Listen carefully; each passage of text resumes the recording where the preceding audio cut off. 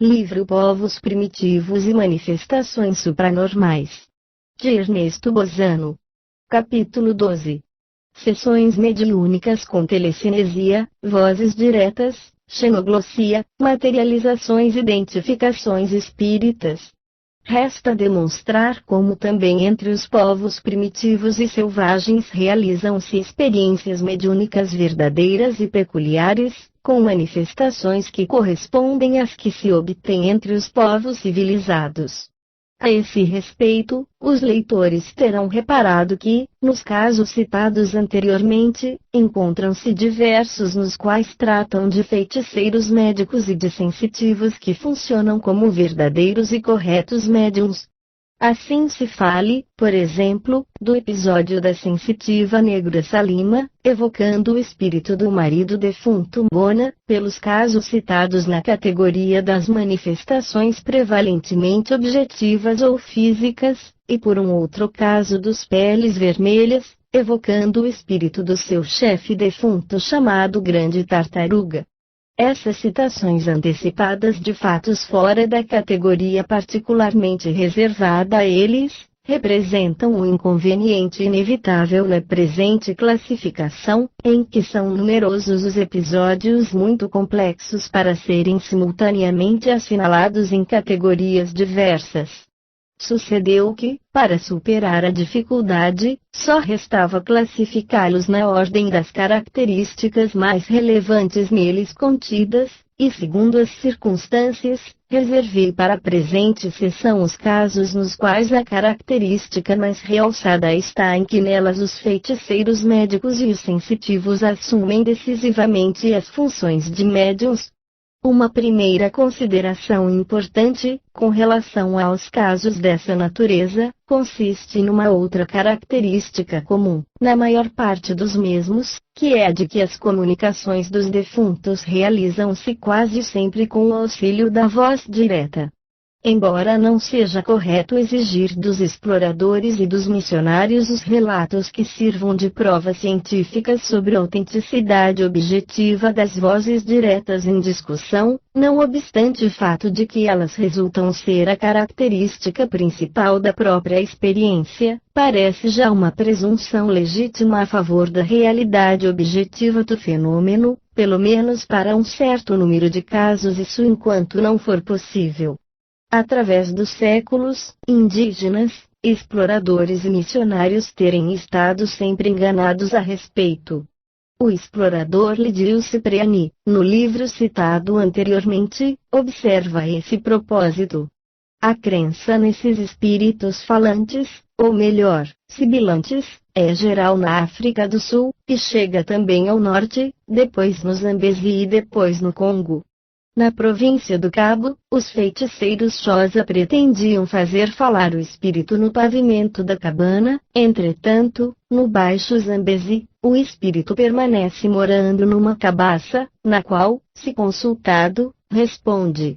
Mais para cima do rio, junto ao Senga, o espírito vive num castelo, e de lá distribui seus oráculos, sempre com voz sibilante. Entre os Baluca, do Congo Meridional, o domicílio e o lugar de onde fala o espírito é um vaso de terracota. Entre os negros da Costa do Ouro, Kintley, o oráculo fala de um ponto qualquer da cabana. Interessante notar a precisa correspondência nos povos antigos, e nas antigas escrituras, de narrações como essa africana sobre os espíritos falantes. Além disso, o fenômeno está espalhado atualmente entre os primitivos de todo o mundo, e os viajantes concordam em descrever o feiticeiro, o presumível evocador de um espírito, e suposto ventríloco como preparando-se com antecedência para conseguir uma excitação espasmódica física e nervosa, que o leva algumas vezes a rolar por terra, tomado por convulsões, com espuma na boca e em delírio, persistindo nesse estado durante as respostas julgadas de origem sobrenatural, são provas.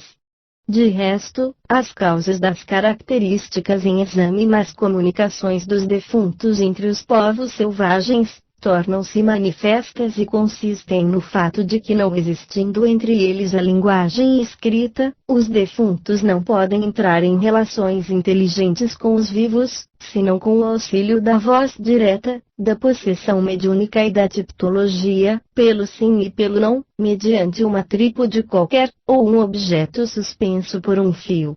Nesse primeiro exemplo, é o médium que fala com o timbre vocal de um defunto, possessão mediúnica. Retiro do livro de Ereward Carrington. The Psychic World.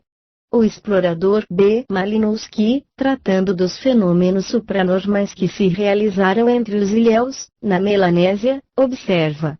Quando me achava na ilha de Trobriand, morreu o chefe da tribo. De acordo com suas normas, todos os componentes da tribo, compreendidos os visitantes, deviam velar durante a noite, assistindo a cerimônias fúnebres. Fui participar junto com outros viajantes. Estava presente aquele que deveria agir como médium, de quem se esperava grandes coisas. Tentei aproximar-me e fazê-lo falar, mas não tive êxito. Respondia com monossílabos e tive de desistir. Ele não estava mais em condições normais.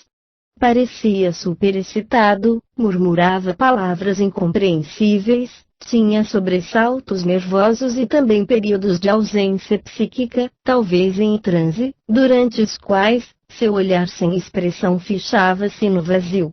À medida que avançava a noite, os indígenas tornaram-se por sua vez, excitados, enquanto o médium, gradativamente, entrou em condições de profundo transe, com indícios de controle espiritual.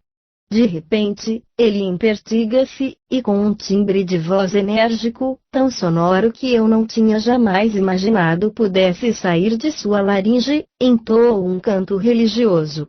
Depois parou, e então, por seu intermédio, uma outra personalidade pôs-se a falar, com timbre vocal completamente diferente em tudo do primeiro.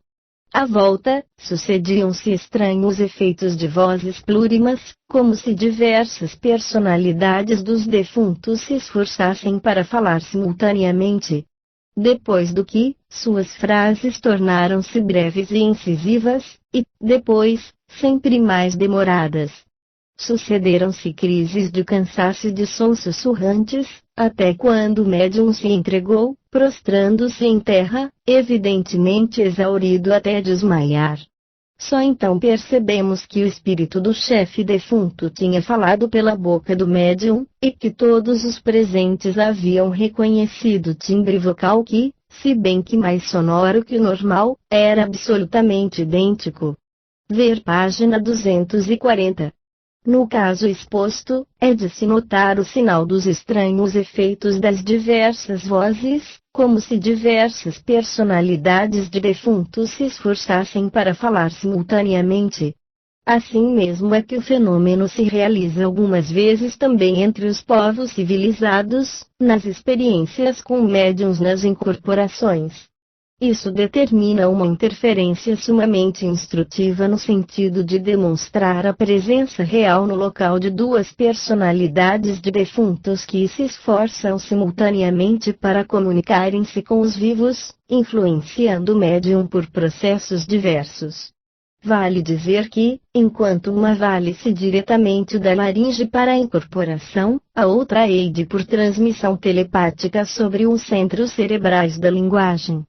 De modo que uma ignora a presença da outra, com a consequência de que a laringe do médium profere automaticamente frases desconhecidas quando provém das duas mensagens que se confundem. Sucede que, do ponto de vista da manifestação em exame, o que importa ressaltar consiste nisso. Que ilusão feita a essa curiosa e pouco conhecida forma de interferência mediúnica, converte-se em ótima prova sobre a origem genuinamente espírita da mesma manifestação. Neste outro caso, trata-se de vozes diretas, e quem o narra é o Vescovo, ou seja, bispo, anglicano Kalawai, na obra The Religious System of the Amazulu. Eu o retirei do livro pouco antes citado de Ereward Carrington. The Psychic World, página 222, em que vem relatado num amplo resumo. É este trecho essencial. Na tribo dos Amalongua, uma criança foi atingida por graves crises de convulsões, e os pais enviaram alguns jovens para consultar uma feiticeira que adivinhava com o auxílio dos seus espíritos familiares. Ali chegados, os jovens tomaram lugar na cabana de experiências, juntamente com a feiticeira. Depois de longa espera, fez-se ouvir uma voz que parecia de uma criança que tinha surgido do teto e enviava cumprimentos ao grupo. Depois do que, outros espíritos manifestaram-se de forma análoga, observando: viestes para obter conselho sobre alguma coisa que vos diz respeito. A feiticeira voltou-se para o agrupamento, dizendo: ouvistes? Os espíritos dizem que viestes para interrogá-lo sobre alguma coisa que vos diz respeito. Se é assim, respondei. Os jovens, querendo sondar o terreno, limitaram-se a observar se isso era verdade. Então, os espíritos explicaram que o motivo de sua vinda era da máxima urgência porque recaía sobre alguém um presságio maléfico. Os jovens, querendo proceder com cautela, perguntaram: qual é a idade da pessoa sobre quem recai um triste presságio? Veio a resposta: é uma criatura muito jovem e o presságio é de natureza física. Trata-se de uma criança de tenra idade, para não se poder ainda utilizá-la como guarda de rebanho. Finalmente os espíritos acrescentaram: agora nós a vemos, sofre de convulsões. Em seguida, descreveram minuciosamente de que modo se desenvolveu o primeiro acesso do mal, o caráter dos acessos e o que pensavam e temiam os genitores, observando que ela era filhinha única e que os jovens presentes eram seus parentes. Depois, detalharam, acrescentando que eles eram seus primos. Todos os detalhes fornecidos correspondiam à verdade. Depois do que, os espíritos exortaram os primos da criança a retornarem às suas casas, sacrificassem uma cabra branca, esfregassem o corpo da criança com o fel extraído do animal e lhe dessem para beber uma poção especial. Os jovens voltaram para suas casas, sacrificaram uma cabra branca, esfregaram o corpo da criança com o fel da cabra e lhe administraram o remédio indicado. Nesse ponto, o vescovo, ou seja, bispo, Kalawai declara: a feiticeira em questão residia a enorme distância do país e os jovens consulentes não a conheciam de modo algum. Daquele dia em diante, cessaram as convulsões da criança e nunca mais voltaram. Sucede que aquela criança tornou-se um jovem são e robusto. Nada de excepcional no episódio exposto que se recomenda em razão da personalidade veneranda do vescovo que o narrou e que testemunhou durante o período de sua vida de missionário. Este que segue é um caso de mediunidade espontânea e transitória, com vozes diretas e xenoglossia, conversações em línguas ignoradas pelo médium, e também materializações presumíveis de mãos. Retirei do jornal OFT-SPR, volume 7, páginas 274 a 275. Mr. William Robert Algear enviou para a sociedade mencionada o seguinte relato de uma sua conversa com um ilhéu do arquipélago australiano das Ilhas do Sul.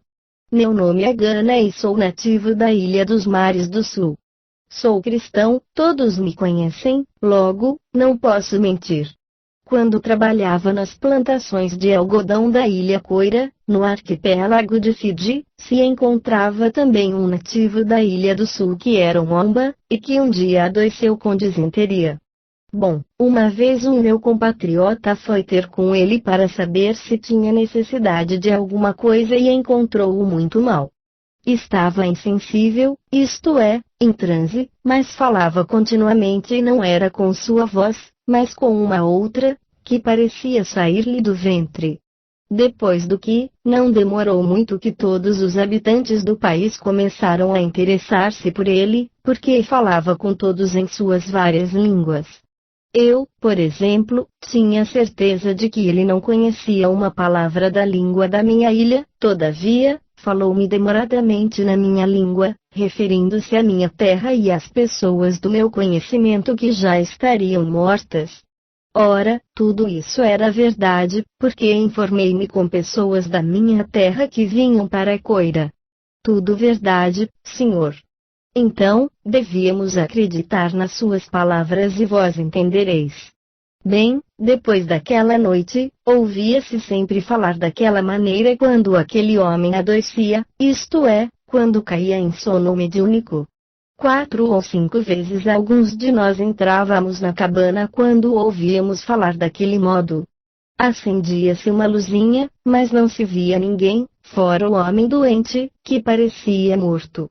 Mas as pessoas que entravam na cabana não podiam resistir a permanecer lá.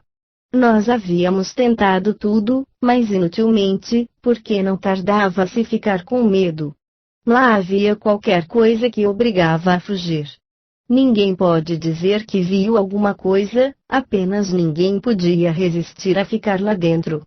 As outras pessoas que circundavam a cabana do lado de fora, tratava-se de cabana construída com varas de bambu entrelaçadas, viam sair mãos daqueles que conversavam no interior, todos homens mortos.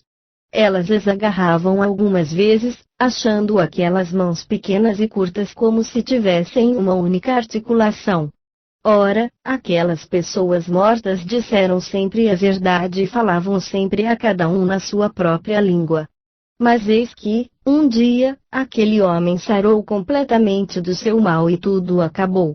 Ele ainda vive e está otimamente bem, somente não se recorda de nada do tempo em que tinha estado doente.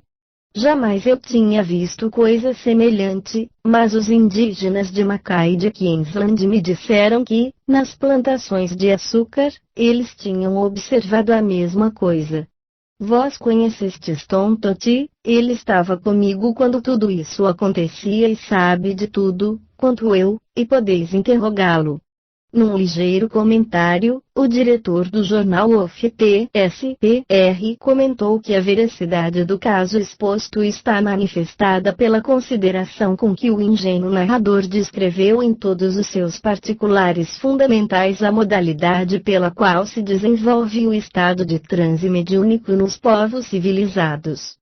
Ora, é claro que, com a hipótese da coincidência fortuita, não poderemos nunca explicar essas complexas correspondências, quando provém de um narrador que ignora a existência do fenômeno que descreve.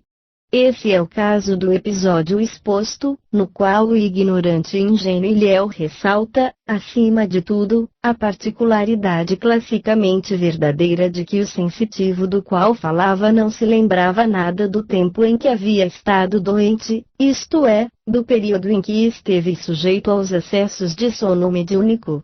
Como também que o mesmo sensitivo falava e agia daquela maneira somente quando caía doente, isto é, quando era atingido pelo sono mediúnico, e enfim, que aqueles que falavam por intermédio dele eram sempre homens mortos, todas observações que distinguem o estado de transe mediúnico, e servem para defini-lo.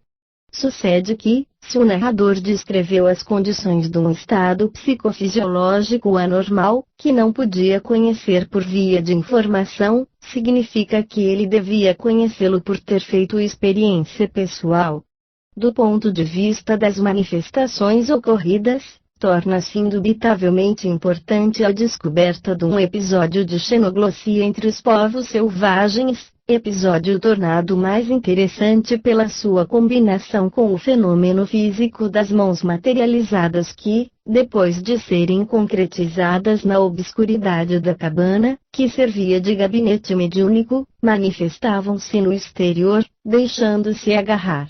A esse propósito, vou ressaltar que a outra observação do narrador acerca da pequenez e imperfeição das mãos que se estendiam na cabana, serve para demonstrar, de modo decisivo, que não podiam ser as mãos do médium. Tomo o episódio seguinte do volume 9, páginas 69 e 71, do jornal OFT-SPR. O Sr. K. Lanton Parker enviou ao sociólogo professor Andrew Lang o seguinte relato de um incidente ocorrido com ele mesmo, na sua residência na Austrália. Ele escreve: uma senhorita minha hóspede caiu repentinamente doente, de maneira inexplicável para todos. Ela não era obrigada a ir para a cama, mas arrastava-se penosamente pela casa e permanecia quase sempre numa espreguiçadeira. Sua aparência era de um rosto pálido como um tecido de linho lavado. Uma velha e boa mulher nativa de Varna, sabendo da doença da minha hóspede, foi ao meu encontro para informar-se sobre o caso. Tinha por hábito vir procurar-me toda vez que havia doentes na família, com a intenção de atar ao redor dos pulsos alguns dos seus barbantes encantados, murmurando os conjuros. Ela perguntou-me qual era o mal que tinha atingido a Bulamiai, mocinha branca. Respondi-lhe que ninguém chegava a compreender a sua causa, então ela me disse que tinha perguntado aos espíritos. Pensando que aquela conversa com aquela boa feiticeira tinha servido para distrair a doente, que era sempre vista na cidade, comprazendo-se bastante em entrar em contato com os indígenas, eu introduzi a moça. A boa velha, depois de ter cumprimentado a enferma, disse-lhe que se preparava para consultar os espíritos, a fim de curá-la. Em seguida, acocorou-se no meio do quarto e começou a murmurar jaculatórias numa língua desconhecida. A um dado momento, cala-se, e então, ouvimos uma outra voz estranha, sibilante, pronunciar distintamente algumas palavras, ao que a velha respondeu, provocando outras palavras sibilantes da mesma voz. Depois do que a velha pronunciou, por 3 vezes, aquilo que parecia mesmo uma pergunta, sem obter resposta. Então, esperou algum tempo, para depois dirigir-se a mim, dizendo que tinha perguntado ao espírito de Big Bull, um negro morto há alguns anos, para informar o que desejava saber, mas que Big Bull não tinha sabido responder. Por isso ela se propunha perguntar ao espírito de uma sua sobrinha, morta há muitos anos. Novamente ela recomeçou a murmurar uma outra espécie de encantamento e, pouco depois, ouviu-se uma outra voz estranha e sibilante, que, porém, era muito mais fraca do que a primeira. Recomeçou o mesmo diálogo, com resultado igualmente negativo. Então, a velha disse que tinha consultado o espírito de Guajei, uma moça de cabelos crespos, negra como ébano, morta há pouco tempo, e a quem eu era muito afeiçoado nos primeiros tempos da minha estada no país. Desta vez, os esforços da boa velha foram coroados de sucesso, pois Guajei respondeu imediatamente, informando que a enfermidade da mocinha branca era devida ao fato de que havia ofendido os espíritos, tomando banho à sombra de uma árvore uniga, quer dizer, de uma árvore sagrada, interditada a todos, salvo ao feiticeiro que se servia dela para congregar os espíritos amigos, e sob a qual depunha os próprios ingredientes mágicos, como cristais, velas, bastões e ossos, pois que todas as coisas estão em segurança à sombra de uma árvore uniga, protegida por enxames de abelhas invisíveis e todos, salvo ao feiticeiro, e que investiam com seus ferrões aos violadores da sombra sagrada. Ora, portanto, teria a mocinha branca ofendido aos espíritos, violando o pacto, e fora assaltada pelos ferrões invisíveis que a tinham picado nas costas e tinham introduzido um gramo da sua cera no fígado dela, determinando a doença de que sofria. Para corroborar o que afirmava, Guajei acrescentou que, se nós tivéssemos examinado as costas da mocinha branca, teríamos descoberto as ferroadas das abelhas invisíveis. Fizemos isso, descobrindo efetivamente que, na região indicada, existiam numerosos pontos inflamados muito irritados. Quando a velha mulher acabou de me traduzir o que a voz de Guajei tinha dito, eu, que sabia onde se achava a árvore uniga, e que sabia onde minha hóspede dirigia-se para o banho, junto com uma empregada negra, observei que Guajei se enganara, porque as duas moças tinham muito medo das árvores uniga.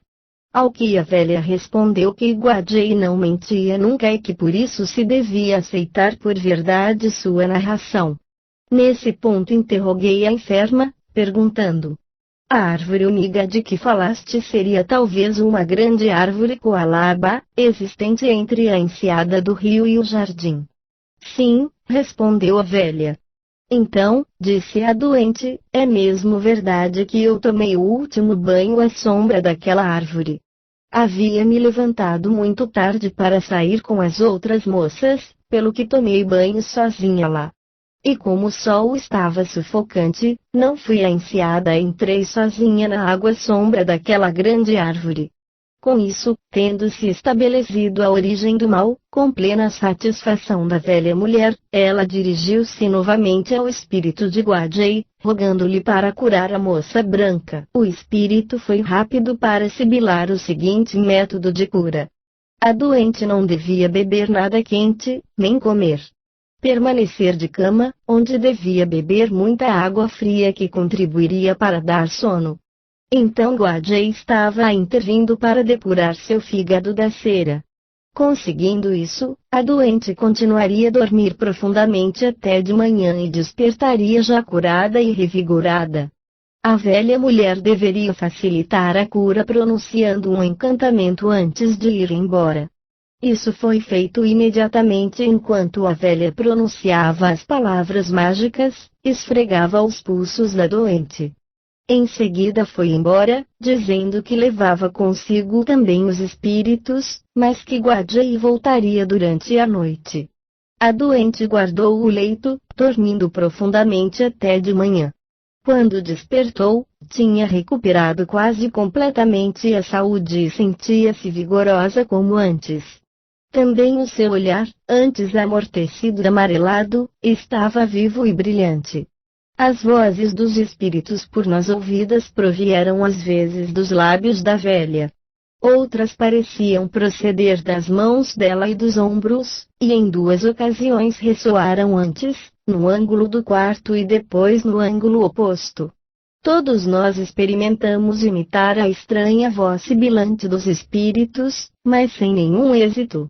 Evidentemente sucedeu serem de iniciados ou serem de ventrílocos, assinado, K. Lanton Parker. Não é caso de se discutir os mistérios das árvores uniga e sobre as consequências letais que recaem sobre os violadores da sombra sagrada, mesmo quando eles ignoram tê-la violado. Tudo isso apresenta curiosa analogia com o que se afirma sobre os violadores das tumbas dos faraós.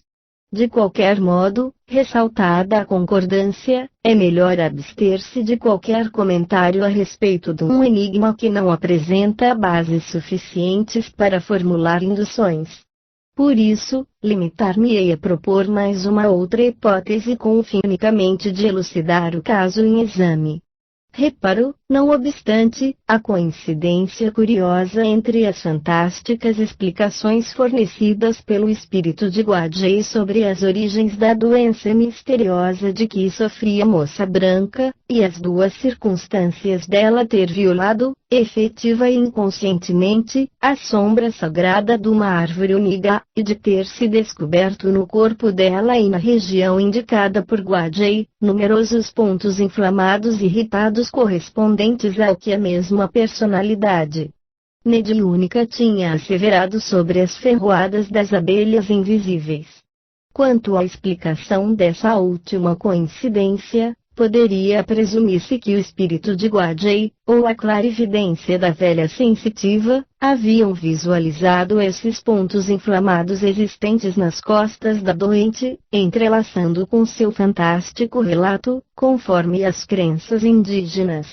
Outra circunstância curiosa e surpreendente é a da doente que, entre a tarde e a manhã seguinte, achou-se efetivamente curada de uma enfermidade sutil e misteriosa que a afligia há muito tempo.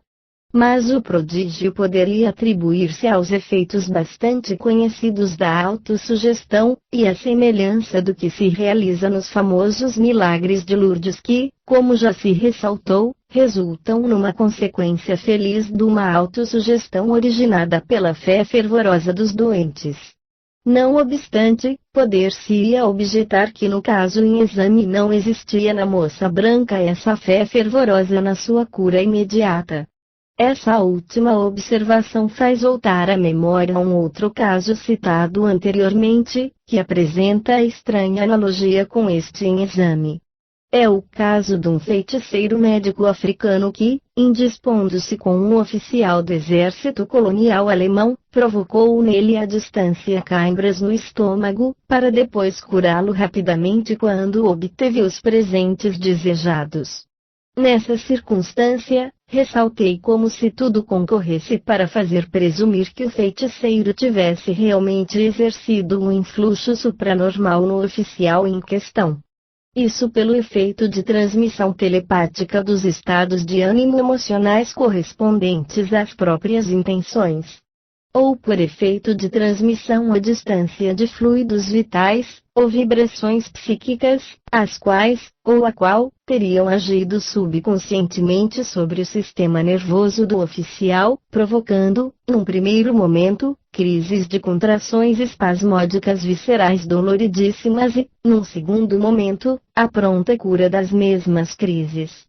Analogamente, poder-se-ia presumir que, no caso em exame, a velha indígena australiana tinha curado o distúrbio funcional do fígado de que sofria a moça branca, com a emanação de fluidos vitalizantes e, pelo contrário, que o mesmo distúrbio tinha tido origem ruim em influxo maléfico na relação direta com o feiticeiro frequentador da árvore uniga. Nesse caso, esse influxo teria podido se exercer sobre a moça branca, em consequência dela ter tomado banho à sombra da dita árvore, tornando com isso possível o estabelecimento da relação psíquica entre a subconsciência dela e a do feiticeiro, psicometria de ambiente. Argumentando assim, estou consciente em formular uma hipótese que, para alguns, parecerá audaciosa, mas que não impede que essa análise se compare com os numerosos episódios análogos já citados, não se podendo deixar de reconhecer que a argumentação exposta constitui a menos lata hipótese conciliável com os fatos. Noto, finalmente, a circunstância de ter o espírito de Guadjei adivinhado que a moça branca tinha tomado banho à sombra de uma árvore uniga, circunstância muito importante, já que, quando também se quisesse excluir toda intervenção externa, considerando essa circunstância como um fenômeno de clarividência por parte da velha sensitiva, não obstante, o fenômeno se tornaria raro e interessante, tendo em conta que nenhuma pessoa no mundo tinha conhecimento do fato, nem ela mesma que tinha tomado banho lá. Tudo isso somado e, de qualquer modo querendo se explicar os fatos, fica claro que a velha indígena australiana era uma autêntica médium que curava os enfermos com o auxílio, não importa se real ou suposto, de espíritos amigos.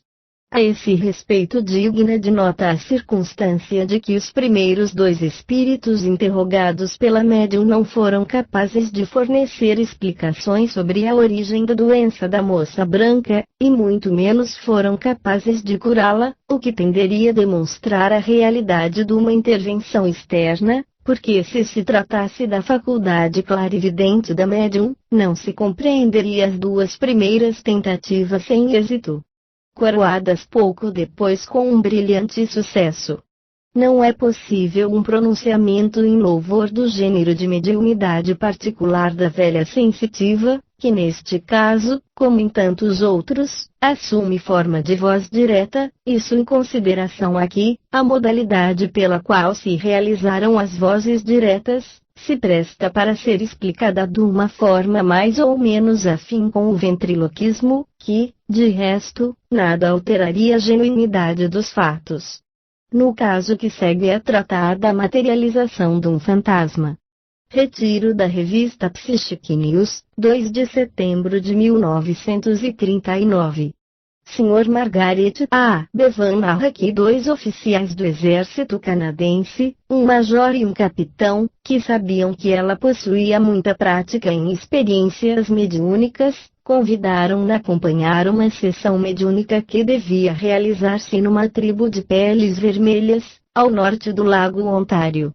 Ela prosseguiu assim. Quando atingimos o local, os indígenas nos acolheram corteses. A sessão se realizava em aberto, no meio de uma clareira. Os índios que assistiam foram dispostos em forma de 2 triângulos, um dentro do outro, e para nós foram reservados 3 lugares no triângulo de dentro.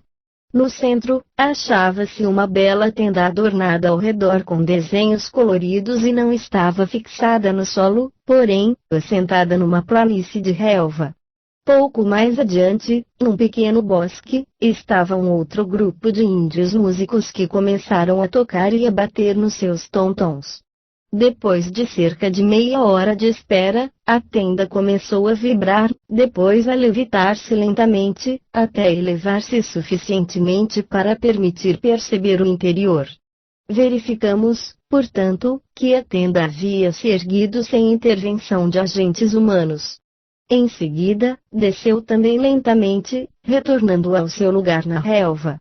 Mas, pouco depois, recomeçou a levitar, e desta vez viu-se que no interior fora aceso um pequeno fogo constituído de varetinhas entrecruzadas, com chamazinhas em forma de línguas e com fumaça aromática, semelhante ao incenso.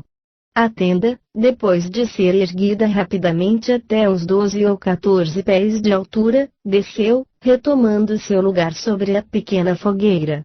No entretempo, a música dos índios trocou bruscamente de tonalidade, ao mesmo tempo, a tenda levitou pela 3ª vez, deixando perceber a forma materializada de um espírito de um valente índio vestido com roupa branca alvíssima. Quando a tenda elevou-se ao nível do fantasma, este fez sinais de cumprimentar o chefe, que respondeu com um coro de gritos entusiásticos da parte de todos os índios. Depois do que, a tenda desceu lentamente, antes de tocar o chão, quando os pés do fantasma, calçados com um mocassim branco, estavam ainda visíveis, nós o vimos desaparecer do local. E com essa impressionante manifestação, a sessão terminou. Os índios demonstraram-se sempre corteses para conosco e, antes que nos despedíssemos, quiseram nos oferecer refrescos. Fiquei profundamente impressionada com tudo o que tinha visto e não esquecerei nunca mais por toda a vida.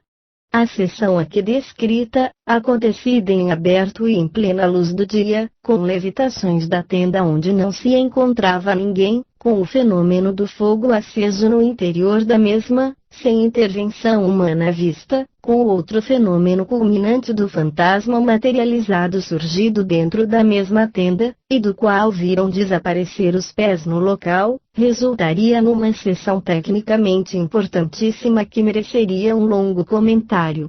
Apenas o relato está muito falho de informações fundamentais. Assim, por exemplo, a relatora esqueceu de dizer se estava ou não estava presente um feiticeiro médium.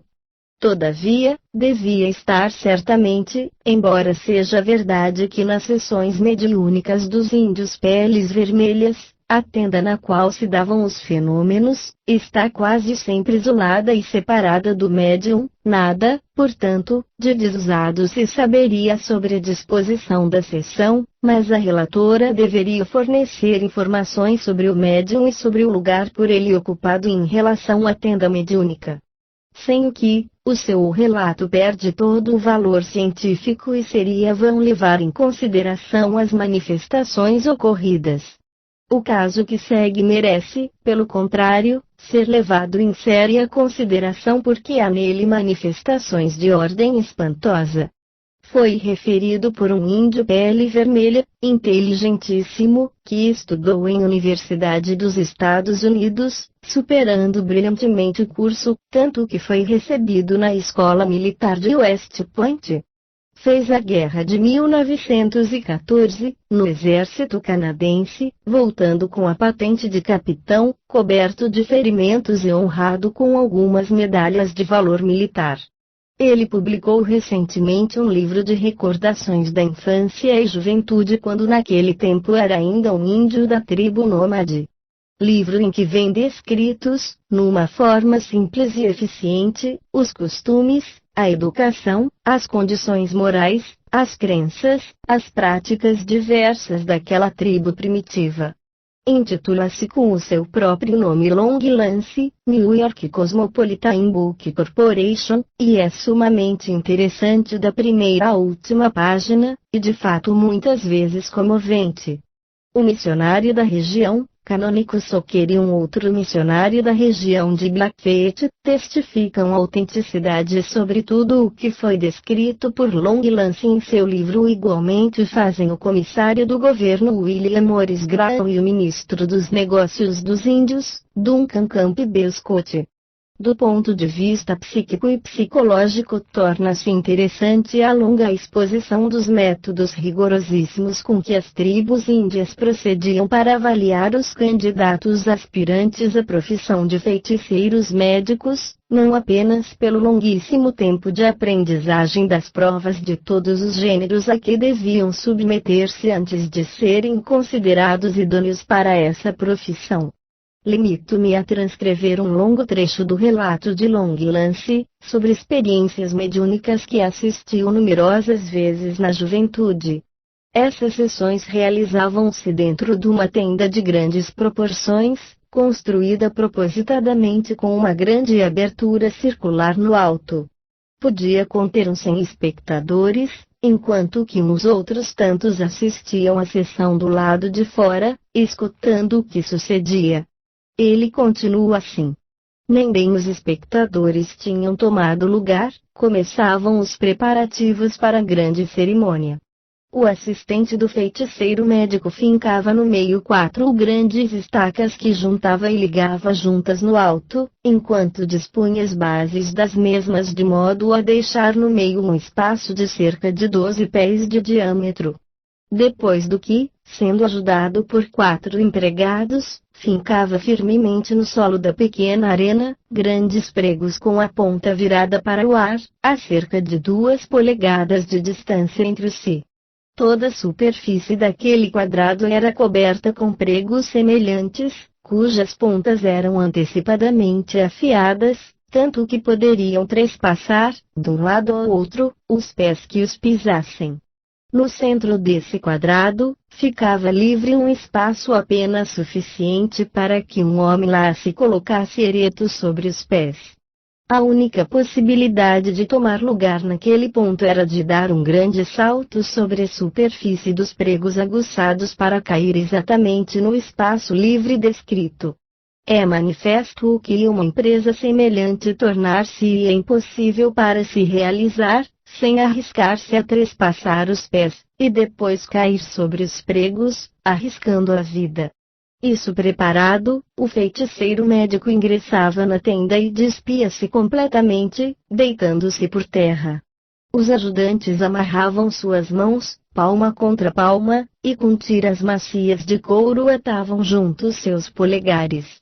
Em seguida, de 2 a 2, ligavam os dedos correspondentes das mãos. Tudo isso era executado de forma tão rude que às vezes esguichava sangue. Depois do que, passaram aos pés, ligando juntos os polegares dos pés da mesma maneira. Isso terminado, prendiam uma pele, do tamanho de uma coberta, envolviam nela o corpo do feiticeiro, da maneira como se amassa uma folha de tabaco para fazer um cigarro, para depois prendê-la em redor do corpo com uma longa correia de couro que, começando dos pés, o envolvia em espirais até o pescoço.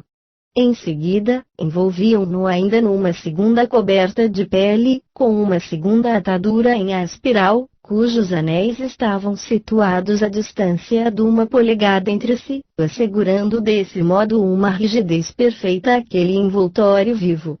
É claro que o feiticeiro embrulhado daquele modo não podia mover sequer um dedo. Nesse ponto, o assistente e os serviçais colocaram o envoltório humano com a cabeça para cima, pondo verticalmente no solo, com os pés pousados em terra com suas plantas descobertas e, antes de abandoná-lo a si mesmo, asseguraram-se de tê-lo colocado em equilíbrio. Por alguns minutos, aquela coluna viva ficava imóvel no seu lugar, como se estivesse plantada no chão. Depois, percebeu-se um leve movimento vibratório na parte correspondente ao joelho e logo depois a coluna viva deu um pequeno salto. Esses saltos repetiram-se sempre mais e mais, até que a coluna animada começava a saltitar ao redor das 4 estacas, aumentando rapidamente a frequência dos saltos, até atingir uma velocidade de rotação em volta das estacas que os olhos mal conseguiam acompanhar. Em seguida, de repente, aquele portentoso invólucro deu um grande salto sobre o espaço cercado de pregos e caiu verticalmente no pequeno espaço deixado livre no meio dos pregos. Embrulhado daquela maneira, o feiticeiro médico tinha transposto a superfície dos pregos para inserir-se exatissimamente num espaço apenas capaz de acomodar os seus pés. Nada de mais inverossímil. Exclamar-se-á. Todavia, não só isso acontecia efetivamente, mas não era esse o milagre mais impressionante das cerimônias descritas. Ereto nos pés naquele espaço como um obelisco, no meio das 4 estacas, sempre atado e embrulhado daquela maneira, o feiticeiro médico iniciava os seus encantamentos, acompanhado pelo ritmo do batuque de um tambor do seu ajudante. Declaro, pelo que desejo referir, que parecerá mais do que nunca estranho e inverossímil para quem lê.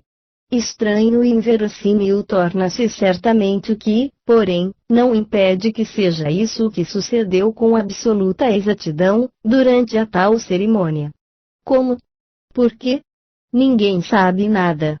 Depois que o feiticeiro havia invocado por algum tempo os espíritos amigos, notavam-se vozes que ecoavam e que lhe respondiam lá de cima. Pareciam provir da abertura circular situada no alto da tenda. Contudo, olhando naquele ponto, não se via nada, salvo as estrelas do firmamento. Donde jorravam aquelas vozes? Nenhum dos índios testemunhas do fato soube jamais explicá-las. Mas o feiticeiro médico assegurava que aquelas eram vozes dos espíritos com os quais ele se havia proposto entrar em relação. O mistério daquelas vozes provenientes do alto fica esclarecido pelo fato de que ninguém foi jamais capaz de demonstrar que elas proviessem de uma outra causa. Aquelas vozes exprimiam-se, na maioria, numa língua por nós ignorada, e o feiticeiro médico dizia que ele mesmo não compreendia, muitas vezes, essa língua, explicando que tratava-se da língua dos espíritos estranhos intrusos, atraídos pelas suas práticas mágicas e que não eram aqueles que ele desejava. Lá havia somente 4 espíritos, que nosso feiticeiro médico dizia compreender a língua. Sucedia que, mesmo quando os espíritos indesejáveis continuavam falando, o feiticeiro médico não se dava nenhuma conta e continuava a invocar os 4 espíritos com os quais desejava entrar em relação. Algumas vezes, devia esperar por muito tempo. Lembro-me de 2 sessões em que não conseguiu entrar em relação com eles, pelo que precisou interromper, sem resultado, a longa cerimônia. Mas quando os espíritos desejados se manifestavam, sua emoção era imensa e então falava com tal rapidez, que se conseguia a duras penas entender as palavras.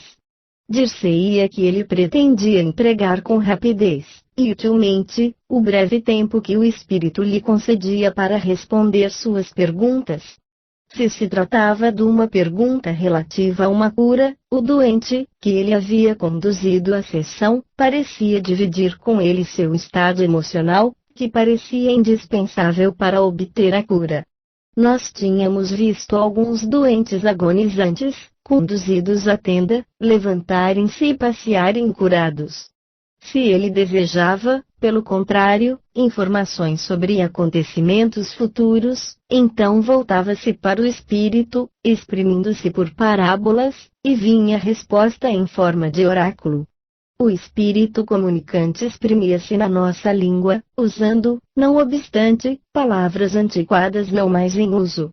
Só os velhos da tribo tinham condições de compreender aquela fraseologia e aqueles vocábulos esquecidos.